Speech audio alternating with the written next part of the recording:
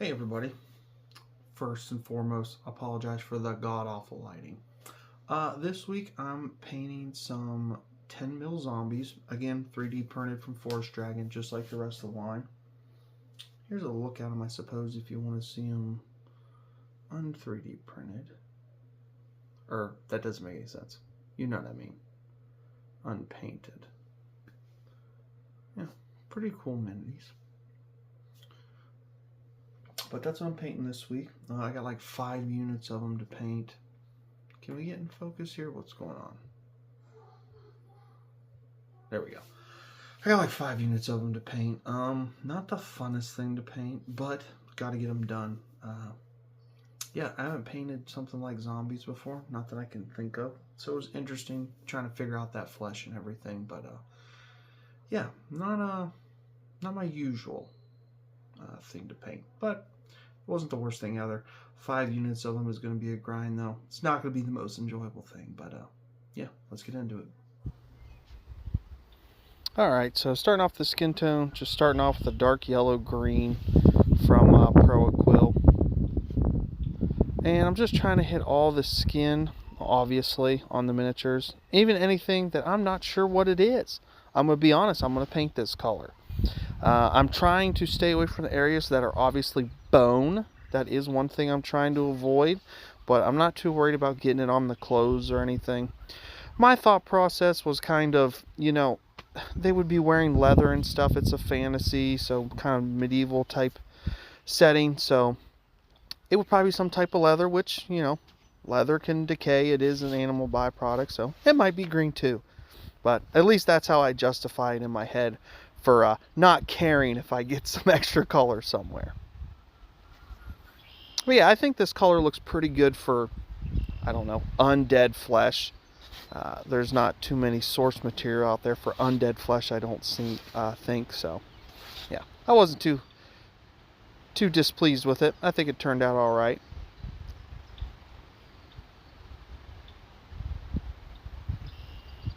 Then for the next one, I used Game Air from Vallejo's Sick Green. I thought it would be a good highlight color. It's definitely a more vibrant green. As you'll see here when I plop down some of this first color, it looks pretty good. Definitely a brighter green. I'm not going over all the areas on these. I'm trying to stay towards some of the highlights. You can see here, I'm just hitting the hands, hitting the shin bone, top of the heads, the chest. I'm not trying to hit everything. I'm not trying to, you know, layer over the majority of the skin tone. But I think this was a good second color. I think it brings a lot more color into them. That yellow-green is, it's a little dull, so this brings a lot of color into them. I think it was a good second choice.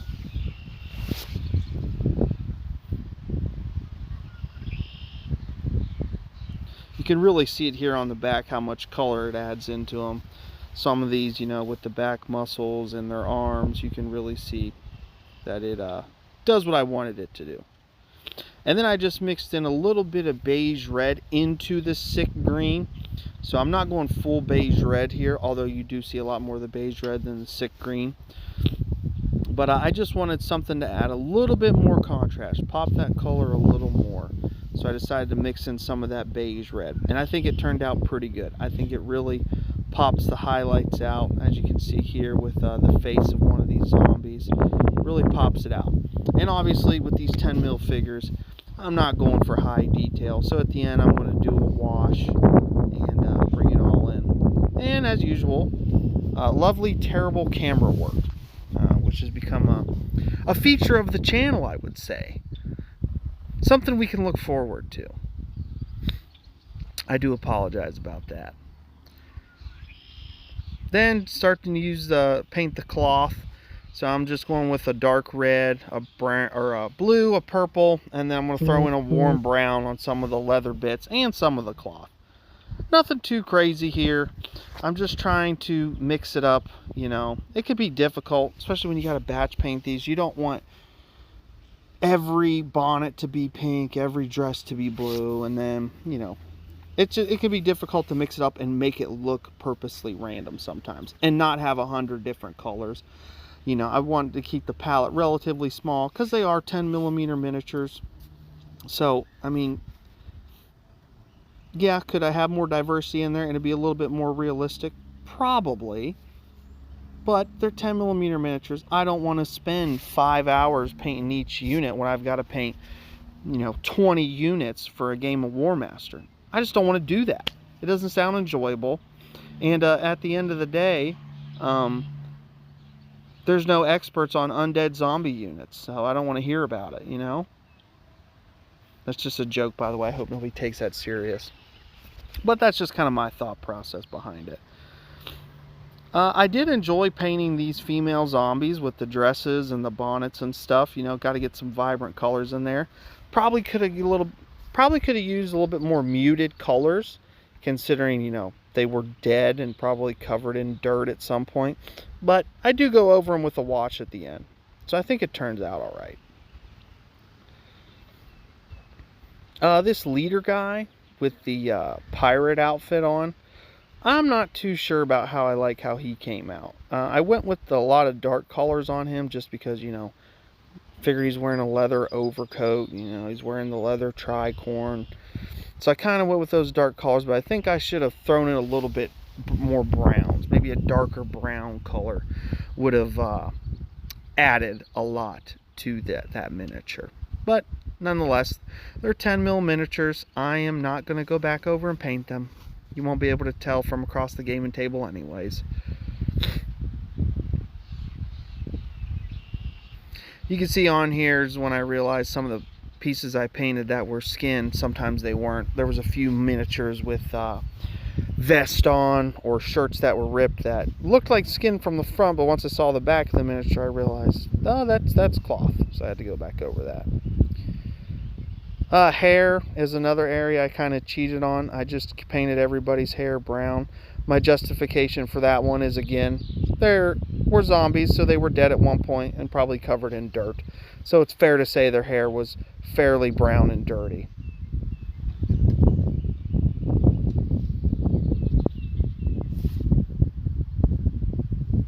Then I'm just going in and painting all the wood pieces. Nothing crazy here, using a dark mahogany and then working my way up. Trying to have high highlights so when I go over with the wash we can still see them and we got good good transitions. Yeah, nothing too crazy here. It's pretty much the same exact colors that I used when I did the skeletons a few videos. So if you watch that, this will look fairly familiar. I didn't push the highlights as much with this. If you'll remember with that video, I went all the way up to an ivory. I didn't push them as much in this. I don't know why. I just wanted a little bit of difference, a little bit of variance, you know, something different on the gaming table. I don't want everything to look exactly the same. So that was kind of my thought process in this. And they didn't have as much wood either. Those skeletons had a lot more wood on them, I feel like.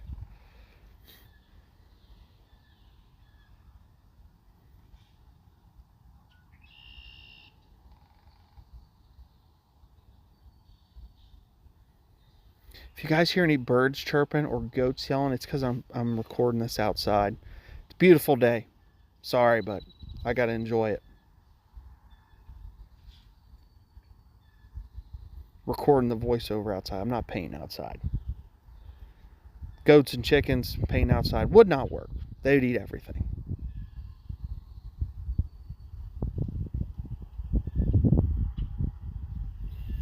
So yeah, there you can see I'm just kind of getting that final highlight on some of the high points. Then I went over and started on the metallics.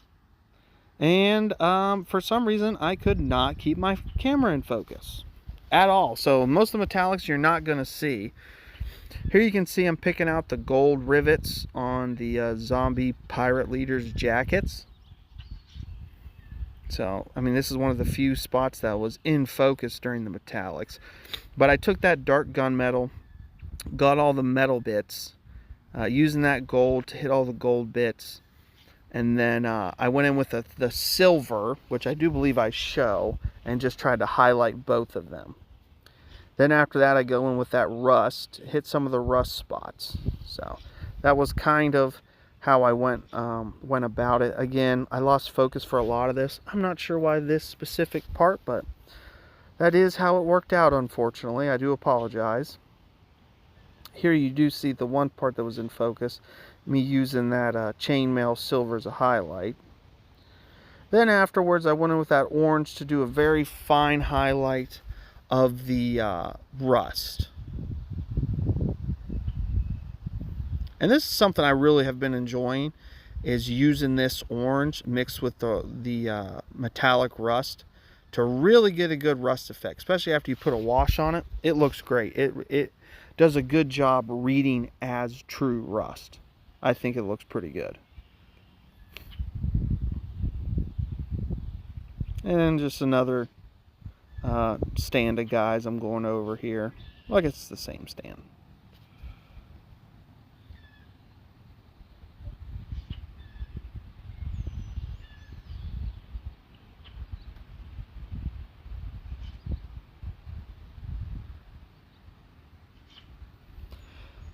And now that I'm watching, I feel like I probably could have muted down the metals even more, considering, you know, they've been buried in dirt for who knows how long. Then I just start picking out the bone pieces. Nothing too crazy interesting here, just going in with an ivory. I do like how these are sculpted to where, you know, they have the decaying flesh falling off the bone. These are very well sculpted miniatures, by the way, from Forest Dragon. I should have mentioned that already, but they're beautiful. I don't know why I put such a huge glob on that skeleton. I end up cleaning it off later, but yeah, I put a giant glob of paint on that. But yeah, if you're looking for 10mm fantasy miniatures, Forest Dragon is the way to go. I do believe they have people that print their models too if you don't have a 3D printer. So if you're not interested in 3D printing, they have other options too. Then I just took some dowel around the lighter red ink, mixed it with some gloss varnish, and went over some of the bits that I wanted to read as, you know, bloody and, you know, like the guts and stuff. And it turned out pretty good. Then, like I said, I take that Vallejo model wash and go over all the miniature, everything. I really wanted to darken everything down, make it look dingy, make it look, you know, like it's, you know, I don't even know how to say it, dirty. That's how I wanted it to look. I could have used a different color. I probably could have mixed in some browns and stuff, and it would have worked a little better. But I'm still happy with how it turned out. I don't think it's too bad at all. And then here's how they look. I mean, there's nothing too crazy here, nothing groundbreaking. I think the metallics stick out enough, and then the bones stick out enough to really pop, even from across the gaming table. So I am happy with that.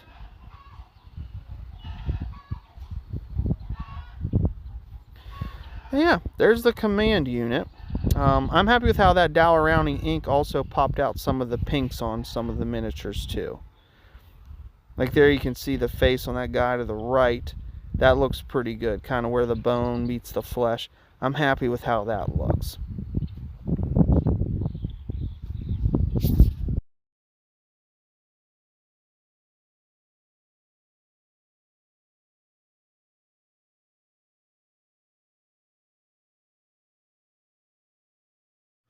Alright, that's it guys. I hope you enjoyed it. Like I said, wasn't the funnest thing to paint, but had to knock them out. You know, sometimes you gotta knock stuff out so you can get to the game table, right? But yeah, hope you guys enjoyed it. Please give me a like, a share, and subscribe. And until next time, I'll talk to you guys later. Bye.